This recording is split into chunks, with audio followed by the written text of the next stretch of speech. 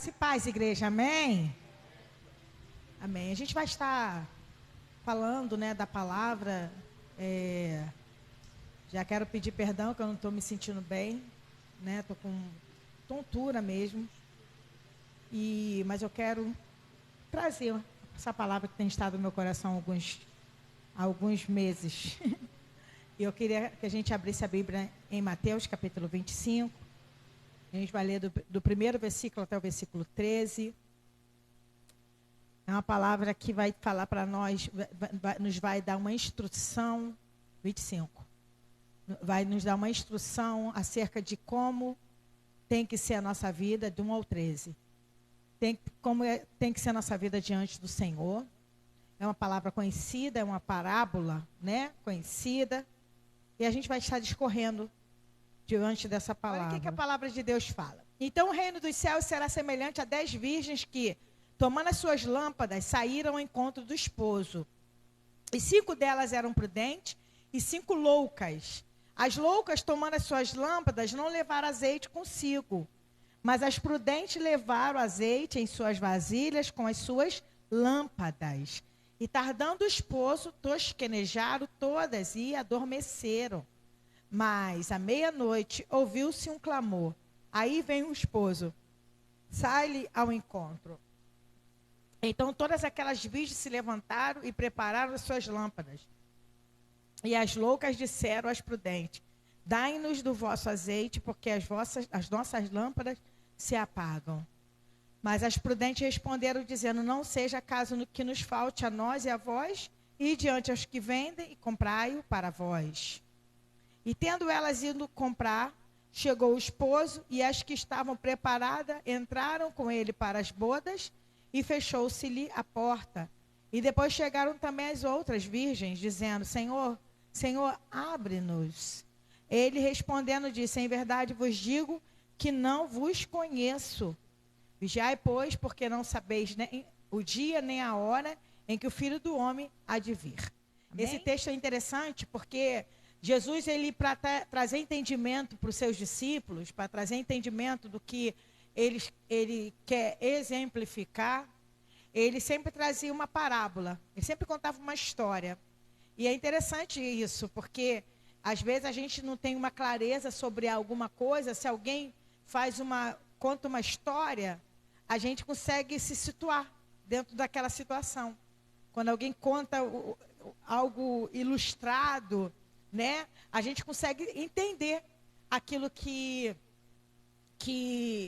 significa aquela palavra. E Jesus, ele por muitas vezes, ele usou parábolas. Por muitas vezes, ele contou uma história. E às vezes os discípulos perguntavam para ele assim: Senhor, por que o Senhor conta tanta história? Né? Por que o Senhor fala tanta historinha? Como se fosse isso. E Jesus falou assim: para que os que acham que veem, não vejam. Para os que acham que ouvem, não ouçam e se convertam, né? Trazendo uma palavra até que fala lá em Isaías. Mas a vocês é dado mistério, porque Jesus, muitas das parábolas, Jesus chegava para os seus discípulos no secreto e explicava aquela situação e eles conseguiam entender. Essa parábola aí também não é diferente. No capítulo 24, um capítulo antes, os discípulos perguntaram, porque Jesus tinha feito uma profecia de que o templo de Jerusalém ia ser destruído e em 3 dias ia ser reerguido. Mas que aquele templo não ficaria pedra sobre pedra. E a gente pode conseguir compreender o que aqueles discípulos passavam. Por quê? Aqueles discípulos eram galileus. Eram pessoas que moravam em lugares muito, muito pobres, muito paupérrimos. Quando eles iam para Jerusalém, era normal eles se vislumbrarem com o templo. O templo era algo muito suntuoso, era muito bonito. E quando eles passam pelo templo, aí eles falam assim: olha que lindo. Fala para Jesus: olha que templo bonito. É igual a gente vai na cidade, né? Quando a gente vai na cidade, consegue andar pelas ruas ali da cidade, do centro do Rio de Janeiro, algumas ruas, a gente fica vislumbrado com alguns prédios, né? Aqueles prédios bem espelhados, ou talvez até com aquelas casas antigas. Eu gosto muito de passar por aquelas ruas que tem aquela Lavradio, por exemplo, que tem aquelas casas com aquela arquitetura antiga. E foi o que aconteceram com eles. Eles chegaram lá no templo, mostrou o templo para Jesus, vislumbrado com aquilo tudo, e Jesus falou assim, olha, não ficará pedra sobre pedra que não seja derribado. Jesus estava trazendo uma profecia, e os discípulos fazem a seguinte pergunta para Jesus, quando que vão suceder? É isso que o senhor acabou de falar, que o templo vai ser destruído, e quais são os sinais da sua volta? Eles fazem duas perguntas. E diante dessas duas perguntas, Jesus narra, né, o capítulo 24 todo falando do templo que foi sim destruído em 70 depois de Cristo. O templo foi todo destruído, não ficou pedra sobre pedra. Eles colocaram fogo, o fogo queimou o ouro derreteu pelas pedras e os saqueadores começaram a cavar para tirar o ouro da pedra. Ficou todo destruído. Essa situação aconteceu em 70. E Jesus começa a falar ali que, das que estiverem grávidas, porque a cidade de Jerusalém foi sitiada, a cidade de Jerusalém foi invadida. E nessa invasão, Jesus começa a falar, das que estiverem grávidas. Aquele que está em tal lugar, corra para os montes. Não pegue túnica. Ele está falando sobre duas situações. Depois Jesus começa a falar da sua volta. Ele começa a falar daquilo que aconteceria quando ele voltasse. Então, ele faz alusão no capítulo 24 de duas situações. Que quando a gente lê, a gente acha que é uma situação só, falando da volta dele. Mas ele está falando do templo que ia ser destruído e da sua volta. Ele começa a trazer vários relatos. E para exemplificar, ele fala sobre o capítulo 25. O que significa esse capítulo 25? Significa a vida da gente está em total vigilância. A vida da gente está em total vigilância. Uma das coisas que a gente costuma falar, que eu gravei, porque Dudu fez um Reels, e esse Reel ficou na gravada. Crente não relaxa. A gente que é servo do Senhor não tem espaço para a gente parar, falar, hoje eu não vou ser crente não, hoje eu vou relaxar um pouco, estou cansado de ser crente, hoje eu vou ficar na carne, hoje eu vou fazer o que vir na minha telha, hoje eu não tenho. O crente, o servo do Senhor, o cristão, o servo do Filho de Deus, ele não tem esse tempo de relaxar. E quando Jesus começa a contar essa parábola, é interessante, porque essa parábola conta a história de 10 mulheres, 10 virgens. Elas eram 10, que é quando a Bíblia fala de 10, fala de totalidade, fala de um todo. Elas eram 10, as 10 eram virgens, as 10 estavam vestidas de forma para a ocasião, porque essas 10 virgens, por incrível que pareça, não é a noiva. Essas 10 virgens eram as meninas que eram damas de honra do casamento. Gente, a gente às vezes lê a Bíblia com a nossa cabeça do Ocidente, daqui do Ocidente. No Ocidente, aqui, o noivo fica aqui esperando a noiva entrar, não é assim? No nosso casamento, os casamentos, geralmente o noivo entra primeiro, com a mãe, com o pai, aquela história toda, entra um, entra outro, e por fim, a noiva vai entrar, é costume até a gente ficar de pé, para a noiva entrar, e a noiva entra, às vezes cantando, como a gente foi no casamento quinta-feira, a noiva entrou cantando louvor, às vezes a noiva entra com buquê, a maioria das vezes é com buquê, muitas vezes já vi entrando com chofar, já vi várias coisas, mas a noiva é a sensação do casamento. Ninguém nem olha para o noivo, coitado.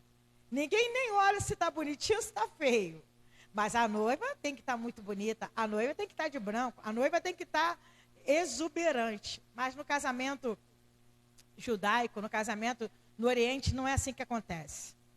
No casamento lá dos judeus, do pessoal do Oriente, quando um homem completa seus 30 anos, assim que ele pode desposar alguém, ele tem que ter responsabilidade, ele tem que ter dinheiro, ele tem que ter uma casa. Então ele vai lá na casa da sogra, do sogro, e oferece um dote, né, pela futura esposa. E a partir daquele tempo, aquela noiva, ela está desposada, que significa noiva na nossa figura. Aquela noiva, quando ela é desposada, porque o noivo vai ali, faz a sua proposta, pede ela em casamento, e o noivo mete o pé, o noivo vai embora, porque o noivo tem que arrumar tudo para, na hora certa, pegar a noiva, trazer a noiva para o casamento. E o que acontece nessa história? A noiva, desse dia em diante, ela não pode mais dormir de baby-doll. Ela não pode mais dormir de qualquer maneira, porque o noivo pode chegar meio-dia, 3 horas da tarde, 6 horas da tarde, 9 horas da noite, meia-noite, 3 horas da madrugada, 6 horas. Ele pode vir a qualquer momento para buscar essa noiva. E por que tem essa situação dessas lâmpadas? Porque naquele local não tinha iluminação pública. Então, na hora que se ouvia falar, lá vem o noivo, quem estava com as suas lâmpadas tinha que acender para iluminar o caminho para o noivo chegar até o cortejo. Porque ele já tinha pego a esposa, a noiva, e ele ia passar por um cortejo até chegar no lugar que haveria a festa. Como que ele encontraria o caminho do cortejo? Através das luzes acesas. É muito parecido com um aeroporto. Se um aeroporto, principalmente quando a gente vê filme, a gente vê muito isso, né? Tem que alguém... Esses filmes Duro de Matar é ótimo para isso, para mostrar essas coisas. Mas um aeroporto, quando ele vai de noite, principalmente descer com o avião, se ele não tiver com aquela iluminação, ele bate, ele pega fogo, destrói, porque a luz, não é isso? A luz ilumina para que o avião pouse em segurança. No casamento, lá, assim que acontecia também. Quem indicava o caminho eram as damas de honra com as suas lâmpadas acesas, com as suas lamparinas acesas. Por isso que elas não podiam ficar sem lamparina, por isso que elas não podiam ficar sem azeite, por isso que elas não podiam ficar sem pavio. Por isso que elas não podiam, de certa forma, ficarem relaxadas, porque elas indicariam um caminho. Elas mostrariam um caminho para que quando o noivo, se ouvisse falar, lá vem o noivo, elas pudessem mostrar. Mas engraçado que a Bíblia ela fala que essas meninas, apesar de serem 10, todas elas estarem munidas de roupas festivais, todas elas estarem munidas de lamparinas, todas elas estavam munidas de azeite, mas o que diferencia 5 de 5, 5 prudentes das 5 loucas, das 5 nécias, é que 5 tinha azeite reserva e 5 só tinham azeite da lamparina. 5 tinha azeite reserva e 5 tinha o azeite da lamparina. Isso colocava ela em situação de loucura. Porque você não podia ir para um lugar, para uma festa, sem ter azeite reserva. Você não podia esperar o noivo chegar sem ter o azeite reserva. E quando eu estava estudando sobre essa lamparina, ela é tipo aquela lâmpada do gênio. Já viram? Ela é tamanhozinho, pequenininho, uma bolinha assim, tipo aquela lâmpada. E elas duram, em média, cada depósito de azeite que é colocado, ela dura em média 15 minutos acesa. 15 minutos só. Eu geralmente, quando eu prego essa palavra, eu falo, me dá aí. Aí o pessoal, dura uma noite inteira. Não, dá menos. Dura 5 horas, dá menos. 15 minutos só. Porque o pessoal lembra do querosene, né? Os querosene geralmente duravam mais tempo. Você lembra das lamparinas? Eu não lembro, não. Porque era um galão imenso. Mas ali, por ser um recipiente bem pequeno, durava só 15 minutos. Tinha que ficar abastecendo. Por isso da questão de ter azeite reserva. Porque você tinha que ficar enchendo. E a história conta que todas elas, inclusive, chegaram um tempo que o noivo demorou tanto, que todas elas tosquenejaram e adormeceram. E tardando o esposo, tosquenejar significa cochilar. E todas, as 10, tanto as prudentes quanto as nécias, todas dormiram, todas adormeceram. Porque a volta do noivo parece demorada. A volta do noivo traz para nós a sensação de que, eu acho que não vai acontecer não. É engraçado quando a gente lê Tessalonicenses, Paulo fala assim, e a nós, ele falando quando ele fala da volta de Cristo, e a nós que estamos vivos, vamos ser levados. E a nós, Paulo se incluiu, porque eles achavam que Jesus ia voltar naquela época. Antes deles falarem isso, os outros discípulos achavam que Jesus ia voltar. Logo que Jesus subiu, eles venderam tudo, porque achavam que Jesus ia voltar. Isso já tem 2000 anos. Paulo já faleceu, os apóstolos já faleceram, e nós estamos aqui esperando o noivo voltar. E às vezes a gente tosquenejeia, e às vezes a gente adormece. Às vezes a gente passa por momentos tão difíceis, fala, Senhor, eu acho que você não vai voltar não, acho que o negócio está... Ou ao contrário, acontece uma guerra em Israel, como essa guerra do Hamas, a gente, não, Jesus está às portas, Jesus está voltando. E a Bíblia ela vai trazer para nós muitos entendimentos sobre a volta de Cristo. Porque uma das coisas que a volta de Cristo ela vai trazer é que a Bíblia fala que no princípio das dores haveriam guerras, rumores de guerras, terremotos em muitos lugares, fome, epidemias, mas ainda não é o fim. Mas a Bíblia fala que quando o abominável, né, o homem das trevas, o homem da perdição, se sentasse no lugar de Deus e evocasse tudo em adoração a Ele, aí sim chegaria o fim. Então, tudo isso que a gente está vendo, rumores de guerra, rumores de guerra, essas situações que são terríveis, não estou dizendo para vocês que é fácil, ainda não é a volta de Cristo. Para Cristo voltar, precisa acontecer o anticristo se manifestar e evocar. Os judeus já estão sendo perseguidos. Daqui a pouquinho os cristãos vão ser perseguidos. E a gente precisa estar vigiando, porque esse azeite fala de preparo, fala de vigilância. Muitos, quando o anticristo sentar no lugar de Deus e evocar a adoração, muitos que se dizem até cristãos vão adorar. Porque muitos estão esperando um Messias para reinar aqui nessa terra. Muitos estão esperando um Messias para trazer paz para essa terra. Quando Jesus Cristo nos deixou em alerta que o meu reino não é deste mundo. Por isso que a gente precisa vigiar. A vigilância não é só porque o noivo vai voltar, também. Mas é também permanecer no noivo. A nossa vigilância também é permanecer nele, ouvir ele, estar nele. Por isso, de 15 em 15 minutos, eu preciso ter azeite para colocar nessa lamparina. Por quê? Se lembra que eu falei que essa lamparina apontava o caminho para o noivo, para o cortejo?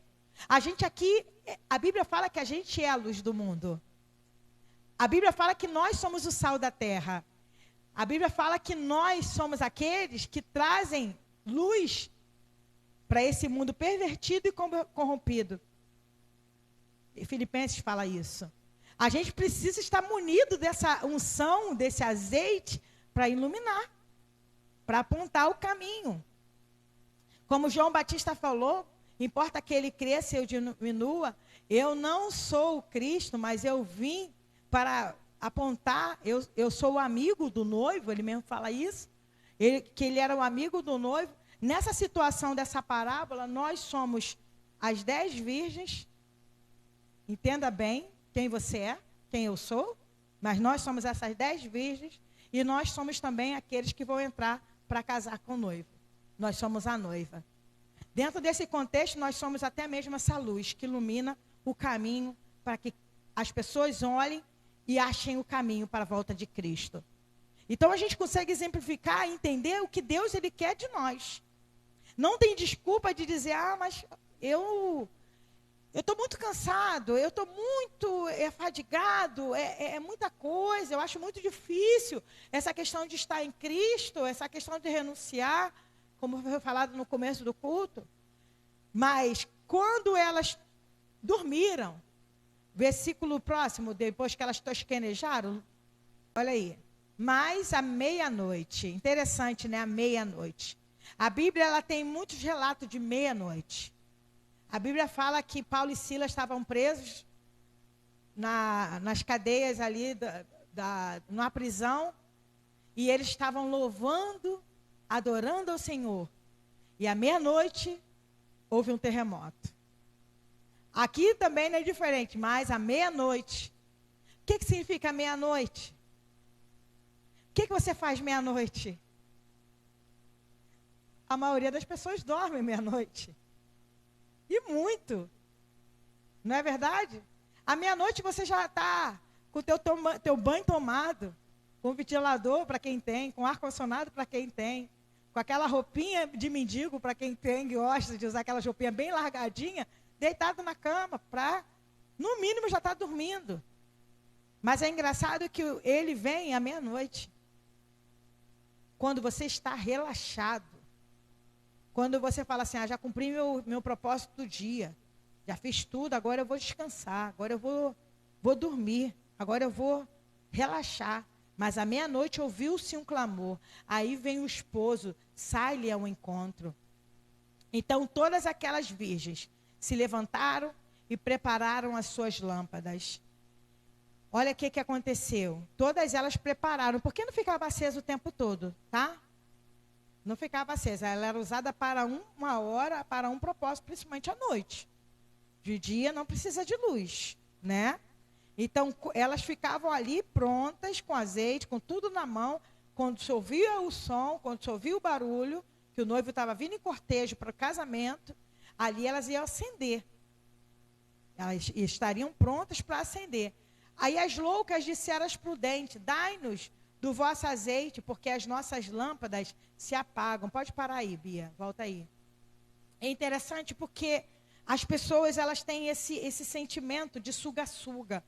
A Bíblia fala até isso lá em Provérbios, que a sanguessuga tem duas filhas, dá e dá.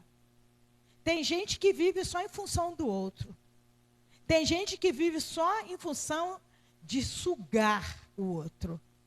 Tem gente que vive só em função do que o outro está fazendo para que eu também esteja fazendo. E essa mensagem, ela traz para nós o entendimento de que a gente tem pessoas que nos inspiram, sim. A gente tem pessoas que nos influenciam de várias formas, sim. Mas a gente tem vida própria e a gente precisa buscar a nossa vida com Deus. A maneira como Deus age comigo é diferente da maneira como Deus age com a Neinha, que é diferente como Deus age na vida da Bia, apesar de ser mãe e filha. E assim Deus faz com cada um. E o que Deus tem buscado é essa intimidade individualizada.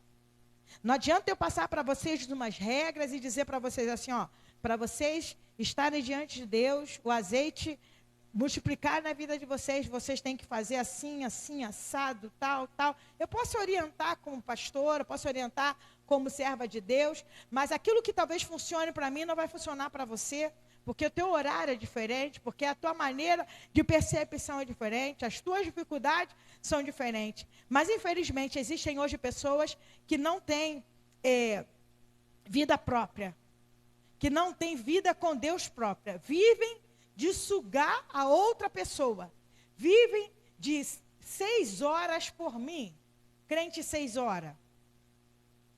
6 horas. Às vezes um demônio se manifesta, tem que ligar para o pastor, porque a pessoa não se sente capaz de ir lá orar para expulsar um demônio. Eu estou entendendo que existe autoridade de Deus, eu estou entendendo que existem pessoas que Deus levante, mas Deus te deu e me deu autoridade para buscar a presença do Senhor. Deus me deu e te deu autoridade para orar.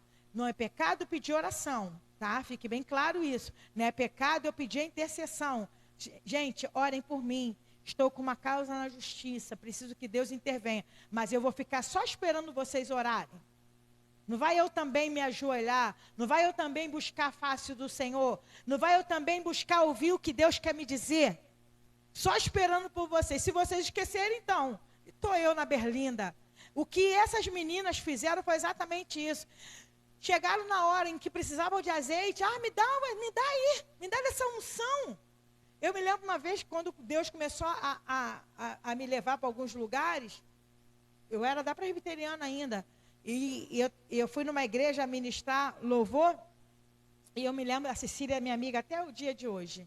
Aí a Cecília chegou, quando acabou aquele culto, ela falou assim, Ana, prazer te conhecer, me dá a sua mão. Pegou minha mão, botou a mão na cabeça dela e falou assim: faz uma transferência dessa unção para mim, porque eu quero aprender a tocar violão, eu quero aprender a cantar, a adorar o Senhor dessa forma. Eu peguei a minha mão, tirei da cabeça dela e falei: minha irmã, não existe isso.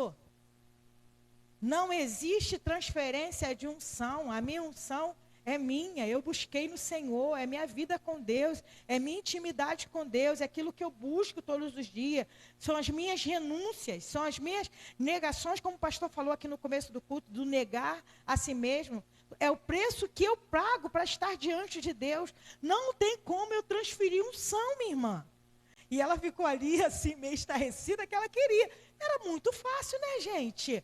Pensou? A gente tem uma vida totalmente de qualquer maneira. Aí o Geiso está no azeite, o Geiso está na unção. Vem cá, Geiso, enche aqui, como se ele fosse um carregador de bateria, né?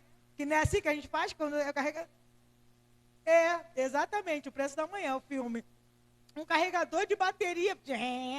Ai, agora estou cheio da unção, porque o Geiso vai pagar preço, não. Não vai buscar a face de Deus, não. Para você ver. E às vezes, eu já passei por isso, quando Deus está nos tratando de uma forma muito individual, uma forma muito profunda, nos momentos que eu já vivi isso, todo mundo virou as costas contra mim. Foram os momentos de maiores solidões que eu já passei na minha vida. E eu perguntava para Deus: Deus, por quê? Por que todo mundo virou as costas? Por que ninguém me apoia? Por que ninguém me ouve? O Senhor falou: porque chegou o tempo de você aprender comigo. Se lembra do Mateus 11, 28? Vinde a mim, todos vós que estáis cansados, sobrecarregados, eu vos aliviarei. Aprendei de mim, que sou humilde, manso e humilde de coração. E o Senhor falava assim ao meu coração: chegou o tempo de você aprender comigo. As maiores mudanças que eu tive na minha vida, glória a Deus, não foi ninguém que falou, não foi nem eu que te digo, foi Deus falando comigo. Foi Deus trazendo uma direção, e às vezes envolvia a nossa família, como o pastor até falou semana passada, envolvia a nossa família, eu conversava com o pastor, e o pastor ia orar, Deus confirmava com ele. Não foi nem o eis que te digo, varoa. Graças a Deus por isso. Não estou dizendo e nem menosprezando que existem pessoas que Deus possa usar. Mas Deus, Ele quer intimidade. Deus, Ele quer que a gente venha estar em sua presença.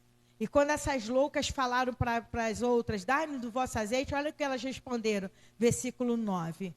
Pode virar, Bia. Mas as prudentes responderam, dizendo: não, seja caso que nos falte a nós e a vós. E ide antes aos que vendem e comprai-o para vós. E tendo elas ido comprá-lo, chegou o esposo, e as que estavam preparadas entraram para com as bodas e fechou-se a porta. Elas falaram muito sério, elas não estavam sendo egoístas, não. Volta para mim o 8, Bia. Elas não estavam sendo... 9. Elas não estavam sendo egoístas, não. Olha só, se vira, tá? Se vira. Não, elas estavam falando uma coisa que é certa. Olha, não tem como a gente dar, porque se a gente for dar, cada 15 minutos tem que trocar a lâmpada. Quanto tempo demoraria aquele cortejo? Qual era o espaço de tempo? Qual era o espaço de quilometragem, de metragem mesmo? Se elas tirassem um pouco do delas e dessem para outra, não poderia na metade do cortejo faltar até luz para o noivo entrar. Porque elas dividiram algo que não era para ser dividido. Existem coisas que a gente pode dividir.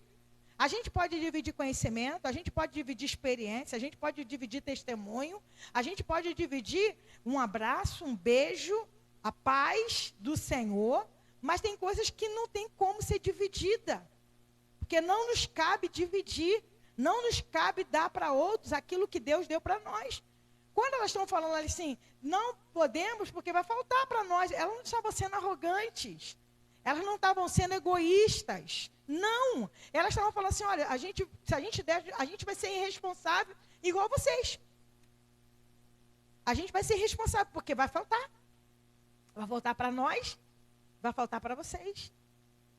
Porque existem situações que Deus nos manda dar. É dando que se recebe. Existem situações que Deus pega, a gente às vezes está na nossa condição de casa, né, na nossa despensa, tem lá 2 quilos de uma coisa, o Senhor fala assim, pode dar 1 quilo para fulano. E você, às vezes, fica, mas se eu der, vai faltar. E você sabe que não falta, que multiplica. Mas existem situações que não tem como a gente dar. Porque vai faltar para você, e ao invés de você abençoar outra pessoa, você está amaldiçoando.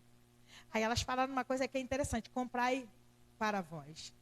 Eu fiquei pensando, né, quando eu estava preparando essa palavra, eu fiquei pensando sobre isso.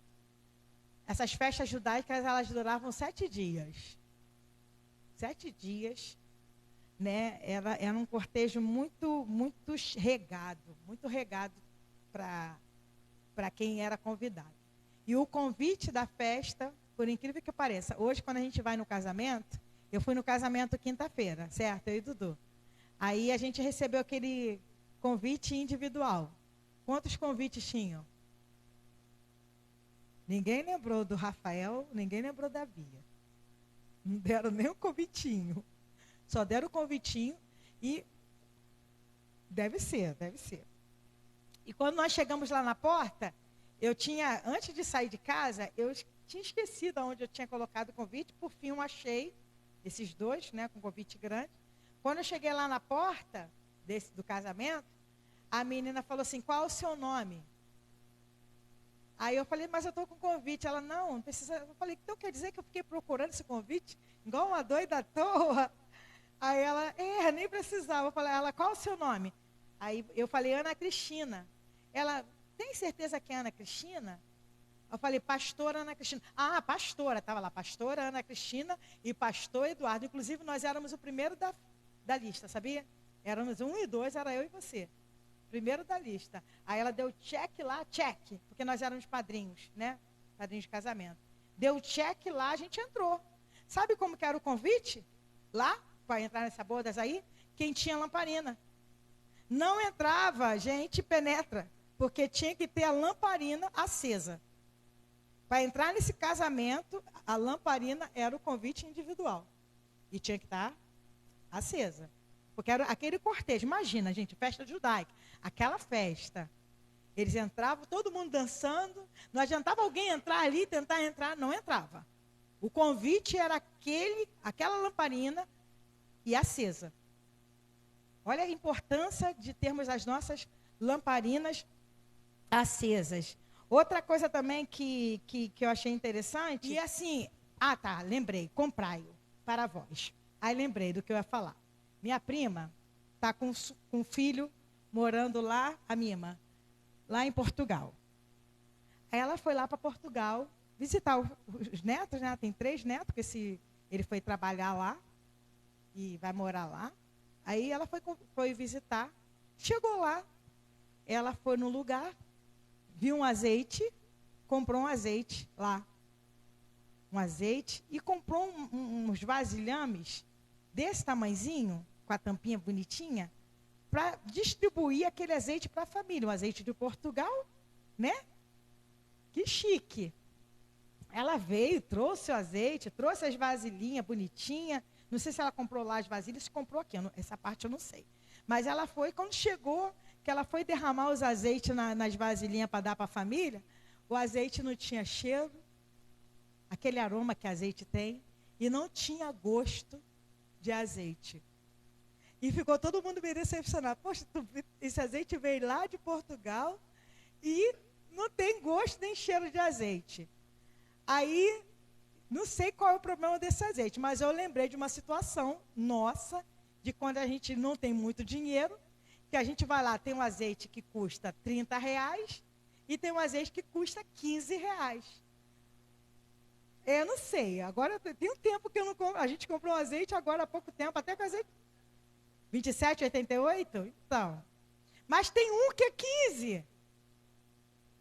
Então, aí R$15. Quando você vai ler o rótulo, está escrito assim, óleo composto. Às vezes tem 5% de azeite, o resto é tudo óleo.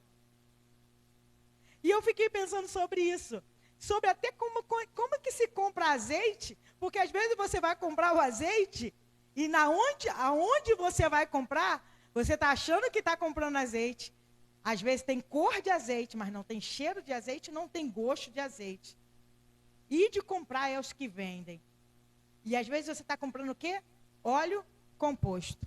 Até mesmo para se ter esse azeite, não é qualquer lugar que você vai comprar.